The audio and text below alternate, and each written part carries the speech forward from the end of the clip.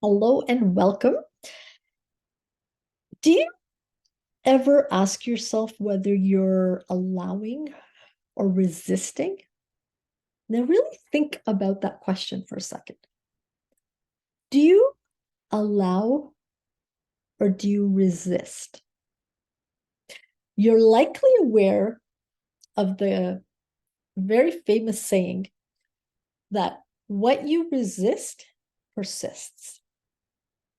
This is something that was said to me years ago by one of my first coaches. And I remember it was a trying time in my life, and I just wanted to feel better. I just didn't want to feel low or heavy, or I wanted to get out of the darkness. I wanted to just feel joy, laughter.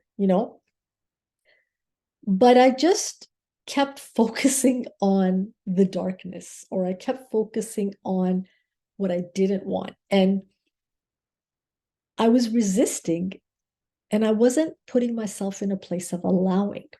So, what is allowing?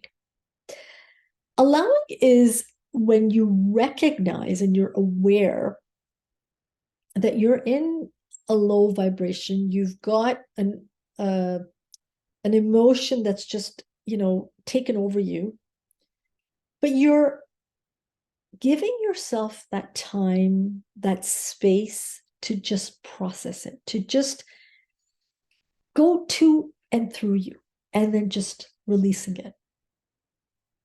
It can be very challenging at first. I know it was for me, but the more you practice it, the more you do it, the more layers of healing occur, the lighter you feel, the more light you see, and really you start to move into a creative state. Okay, you're not in that place of disintegration. You're either creating or disintegrating, right? So when you do this, when you give yourself that space to allow, you really give yourself that opportunity to just feel and be present with whatever you're feeling. It takes 90 seconds for an emotion to go through our system, because emotions are just chemicals. They're just going through our cells in our body. And it takes 90 seconds for one to just go through and just leave. But oftentimes it's our thinking that we make that 90 seconds through our thinking and make it into like potentially a minute or an hour. I mean, 5 minutes or an hour or a day or a week or a month or a decade in some cases, depending on what it is. So today I'm asking you to spend some time and just take a pause and ask yourself, how am I feeling right now? Am I feeling free and light, or am I feeling heavy and constricted? Am I in a place of resistance, or am I in a place of allowing? Am I giving myself that space to just feel? Now, this short story that I've been sharing with you around my getting stronger from my shoulders and physically healthy, before the accident took place last year in August 2022, I was already in a place where I was feeling tense and tightness in my shoulders. And I realized as I did the inner work over the last year and a half that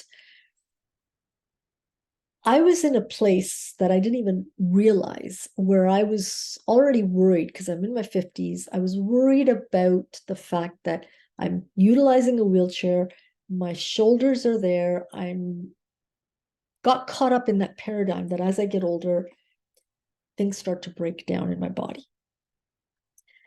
And whenever I felt any kind of a pain in my shoulders or my neck, instead of allowing, I was resisting. I was in resistance mode. I was letting myself push those feelings further down. And it took a lot of inner work, a lot of reflecting, mentorship. And I recognized that I needed to give myself that time and space to just feel.